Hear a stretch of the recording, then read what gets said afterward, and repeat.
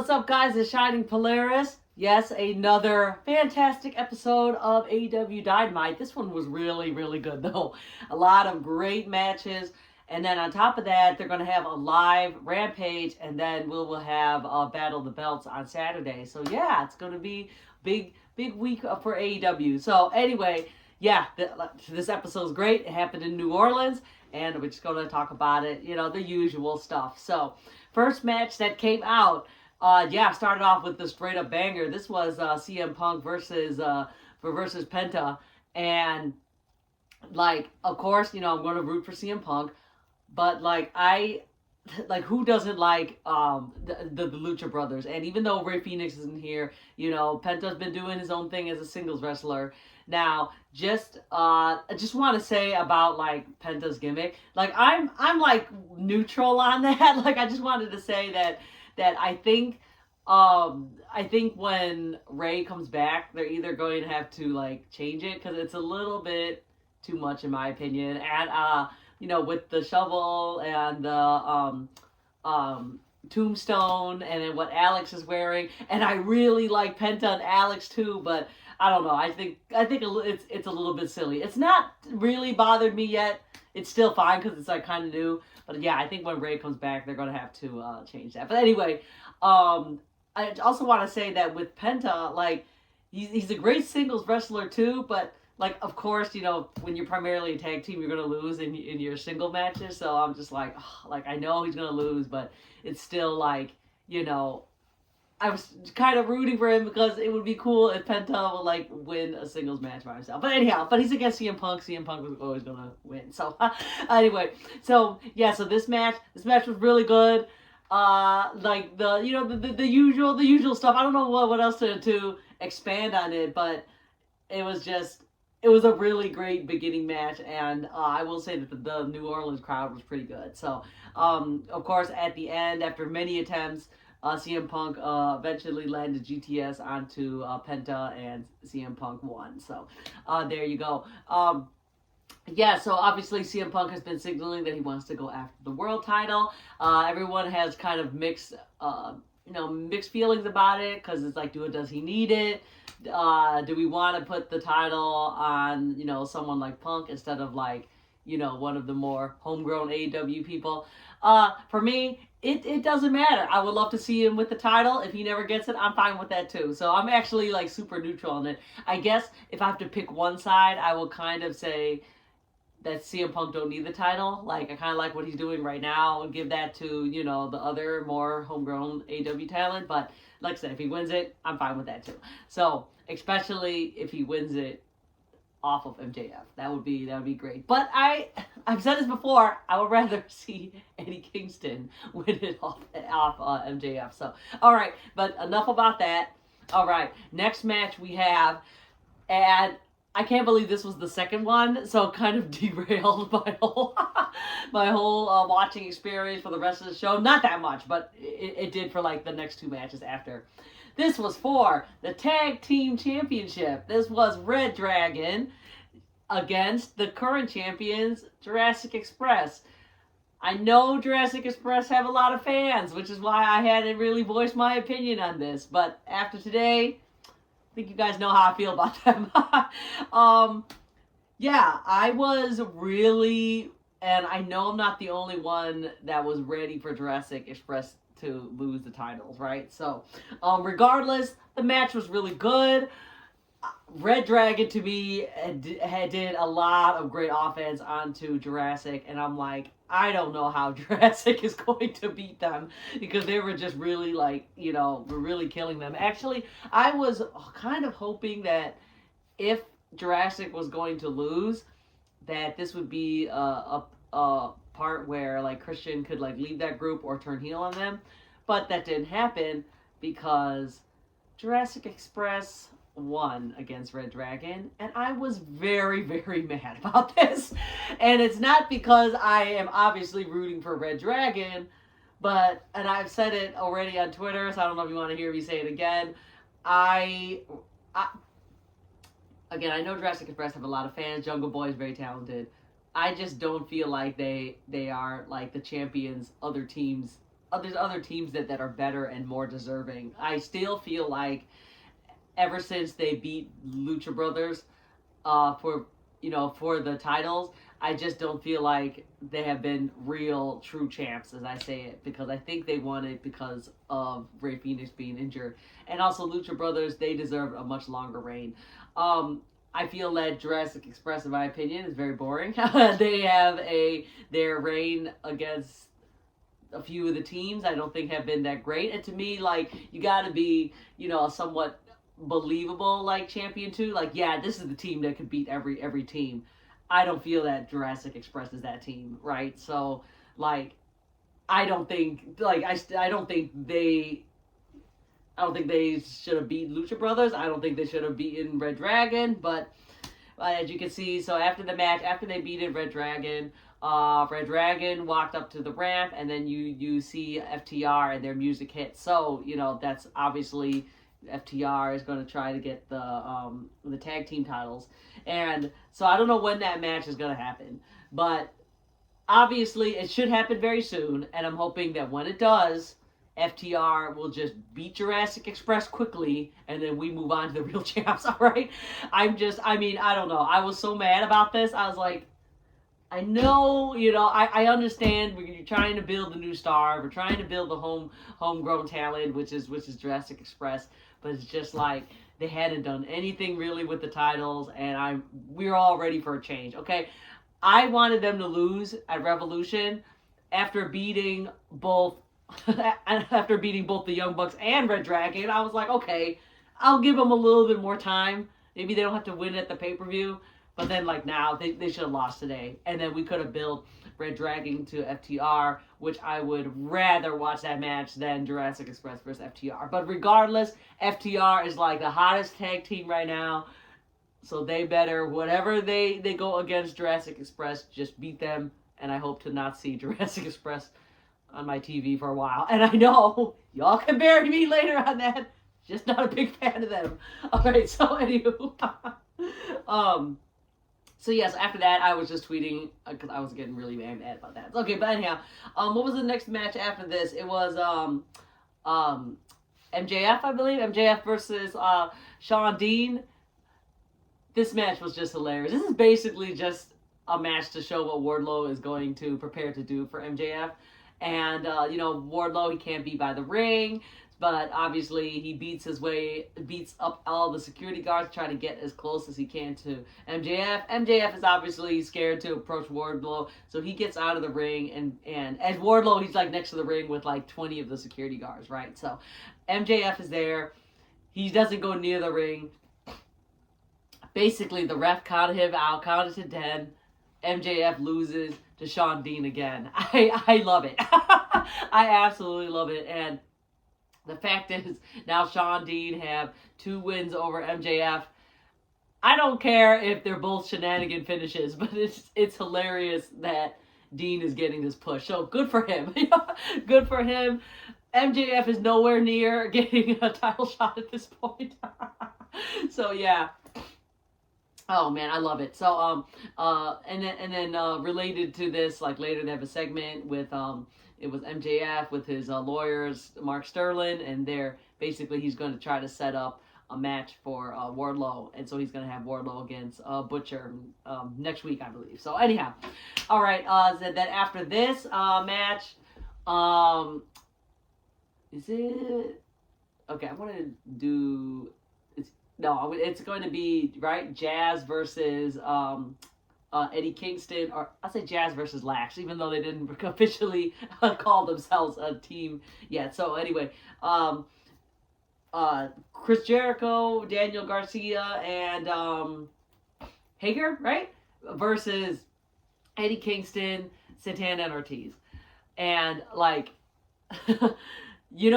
currently, I like all the wrestlers in Jazz. I currently do not really like what their team is doing, but that's fine because they're just supposed to be annoying bad guys. I don't have too much to say about that, but this match is really good. Obviously, when you see Eddie Kingston and family on screen, it's great. So I mean, I guess it's not surprising that Jazz won this because, be Eddie Kingston and Santana Ortiz, they're going to become like the super babyface trio right here. But I was hoping they would win it. But of course, Chris Jericho gang, they're always doing shenanigans. You have, I don't know what 2.0 new name is, so I'm just still going to call them Jeff and Matt. I have no idea what their new names are. But yeah, so they obviously came in. Whatever, interviewed or did whatever they could for their team to win. So there you go. That feud will continue on, and I do like that feud. So that's a-okay. Next one is the women's match. This is the Owen Hart tournament. This is Marina versus Skye Blue. Very short match. As I was watching this, let me just say this. So they always have one woman match. If it's not like the big one, like, for the world title. But if it's just a regular match, you're always going to have one woman match per Dynamite, and it's going to last like less than 5 minutes. Now, a lot of people complain about that, and I totally understand. We would love to see more women wrestling. But as I'm watching this, I could see a lot of the people in the background leave, okay? And I did see a few comments on Twitter that said that this match, like, they weren't really feeling it. I mean, I like Skye Blue. I don't really know too much about Marina, so I kind of felt that too. Like, I wasn't too connected to this match. But, like, all those things combined, and you wonder why, like, AEW don't put more women matches. I mean, it's just like, it's hard, and I know they need to improve, but it's like, if the numbers aren't there or people not interested, they're not going to put matches on there. You know what I'm saying? That's just facts. But it could just be, I mean, I totally agree. It could just be this match because, like, both Marina and Skye Blue, not a lot of people, like, know them too well. So, I mean, that just makes sense. And like I said, it's just a tournament match. But anyway, Marina won over Skye Blue. I feel like Skye Blue is improving a bit more and more, so hopefully she's going to get some major wins in the future. But of course, she's still learning now, so it's all good. But speaking of this tournament, they had a segment. Now, this is going to be the big match everybody wants to see. Jamie Hayter versus Toni Storm. Not official one that's happening. It's just a segment of them talking. So that match I am really excited to see because I'm a big Hayter fan. So, okay, so after this match is this was a really good one. This was another trios match. Not. Why I say trios? Tag team match. This was Team Taz, Ricky Starks and Will Hobbs versus Keith Lee and Strickland. I really like this feud that's going on. I mean, it is, first of all, you get tons of like big guys going at it, and I think all these guys, they just connect really well. This is like one of the newer feuds going on. I really, really like it. So, Ricky Starks coming. So the show is in New Orleans. Ricky Starks is from New Orleans. So when he came out, huge pops. I mean, they showed like really close to his face. He was like, to me, it looked like he was almost crying, and that's like really cool. Like, he really deserved that. I would have preferred them to have Ricky Starks come out last. And I know Keith Lee is the biggest star there, so you want their biggest star to come out last, but I think Ricky Starks should have came out last at this point. Match was really good. I mean, that like Swerve Strickland is so talented. He was just doing all these crazy flips and offense to both Starks and Hobbs. Of course, you have Lee, who's just the big guy, just, destroying Team Taz. But Team Taz, they did their stuff too. I mean, during the match, I was thinking, like, Team Taz better win this because this is in Ricky Stark's, hometown. But, I mean, Keith Lee, like, looked so strong in there. I mean, there was many times where Ricky Starks tried to do his finisher onto Keith Lee. Even, like, Will Hobbs was trying to, like, knock Keith Lee down, but he's just such a big guy. Like, it was just not going to happen. The finish really, really surprised me because... So I expected Team Taz to win, and I figured it was going to be Ricky Starks pinning Strickland, because obviously Strickland being the smaller guy, he could do his Rochambeau on him. And he could win. That did not happen. What happened was it was Will Hobbs pinning Keith Lee. That is very surprising to have both of them, to have Will Hobbs pin instead of Ricky Starks, and to pin Keith Lee, who was the bigger star. So that was very surprising. Obviously, they did have help. Taz actually came in and he interfered a little bit, which got Hobbs the pin over Lee. So very interesting choice they made of there. I liked it either way because it pushes Hobbs even more, which I like. And obviously this feud is going to keep going. I'm waiting to see when they're going to bring Hook into this. You know what I'm saying? Like bring the secret weapon out. So that again, we're just saving Hobbs for the pay-per-view. So all right. And then I think that was the last one. And then you have your main event match. This is the big one. This is Minoru Suzuki, who is the current Ring of Honor TV champion, against Samoa Joe. And Tony Khan made the announcement earlier that if this match needs to go longer, because it's a championship match and you get an hour time, that it will go over the 10 o'clock mark or whatever it is. So that's good. Very happy to, because everyone complained about Suzuki's entrance last time, because you got to give him the full entrance, even if it's like 10 minutes long, who cares? So he got his full entrance, so no Suzuki incident this time, which is very good. But this match, oh my God, you just got these two men. They were just chopping each other up, probably for like half the match. I mean, you could just see, especially Samoa Joe, his chest was just so red. Like that's all they were doing, was just chop to the chest or like the forearm to the face. It was just very hard hitting. You got Suzuki trying to put Samoa Joe into his Gotch style finisher. Samoa being the bigger man, used his bigness to an advantage. So at the end, and I was not surprised. This is not gonna bury Suzuki, because he's one of the Forbidden Door wrestlers, so he can go wherever he wants. But Suzuki got the title, basically held it for like 2 weeks or whatever, and then dropped it to Samoa. So Samoa won, which is absolutely fine. I completely expected that, because obviously Samoa Joe is a signed talent, Suzuki is not. So he won that over Suzuki. Suzuki, he will be fine. He will continue murdering people on every promotion and indie circuit that he's on. And I will see him very soon, but we'll talk about that in a second. The ending of this was pretty cool. Hopefully this will be like the big feud that they're going to start Ring of Honor in. So you have Samoa Joe, now he's the new TV champion. You have Jay Lethal, and I forgot the other person's name, his manager or whatever, I forgot his name. And they're coming in, obviously, like, jaw-jacking at Samoa, Lethal saying, like, he's gonna, be the next champion or whatever. And then someone comes from behind Samoa, hits him, knocks him out. And I don't know his name either, but I remember AEW talking about him. Huge guy. This guy gotta be like 7'5". I'm serious.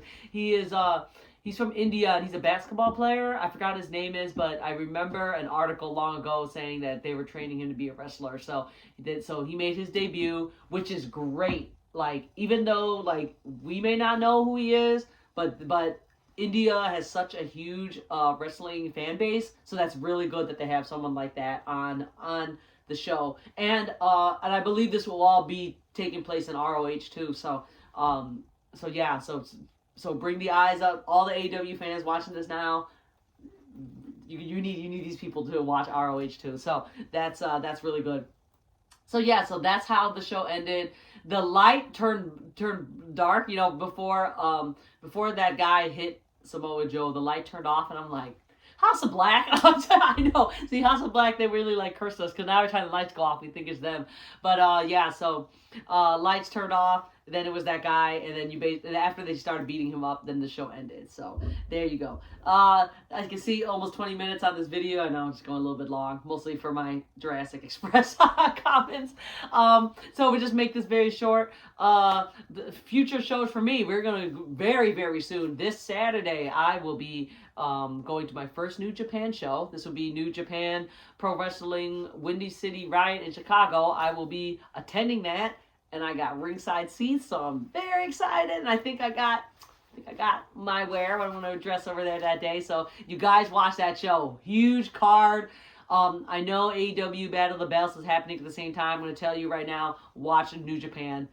That card is just stacked. Your main event is Jon Moxley versus Will Ospreay. Come on now. So it's really, really cool to see that. And then next week I will be going to Impact to watch Rebellion. So there you go. And then I think after that I'm going to Impact again. But I'm driving there, so that's like kind of local. All right, thank you guys for watching. Follow me on all my accounts: Twitter, Shining Polaris; Instagram, Shining Polaris; TikTok, Shining Polaris AEW. I hadn't uploaded too many new clips from on TikTok because I'm still going through all my stuff, but definitely the New Japan stuff. I think I will get some good clips on there. Thank you so much, guys, for putting up with me, and I will see you next time. Bye.